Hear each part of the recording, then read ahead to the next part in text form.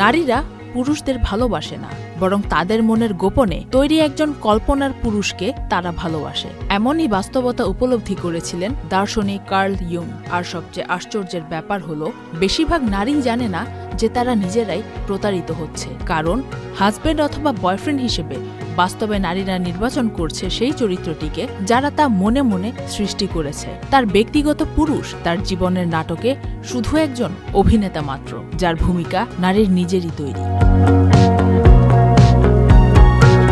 পুরুষেরাও একই ফাঁদে পা বাড়ায়, কারণ তারা জানে না কিভাবে নারীকে চিনতে হয়। পুরুষেরা মনে করে নারী তার প্রতি আকর্ষিত হওয়াটাই যথেষ্ট। আর ঠিক এই কারণে যখন সম্পর্কের মধুমাস অতিবাহিত হয়ে যায়, তখন কল্পনার জগৎ ভেঙে পড়ে। তাই পুরুষেরা তখন বিভ্রান্ত ও আহত হয়, যদিও তাদের সত্যিকারের কোনো দোষ নেই। যমুনা ইলেকট্রনিক্স ঈদে ডাবল খুশি অফার সিজন 3, যে কোনো পণ্য কিনলেই পাচ্ছেন নিশ্চিত ঈদ উপহার। এই মায়াজাল থেকে মুক্তির পথ হলো ইন্ডিভিজুয়েশন, অর্থাৎ নিজেকে সম্পূর্ণভাবে খুঁজে পাওয়া। আধুনিক পুরুষের সবচেয়ে বড় দুঃখ হলো নিজের সত্তাকে হারিয়ে অন্যের ইচ্ছার পুতুল হয়ে যাওয়া। তুমি একে প্রেম, পারস্পরিক সমঝোতা বলতে পারো, কিন্তু কার্ল ইয়ুং বলেছেন এটি আসলে আত্মপ্রতারণা।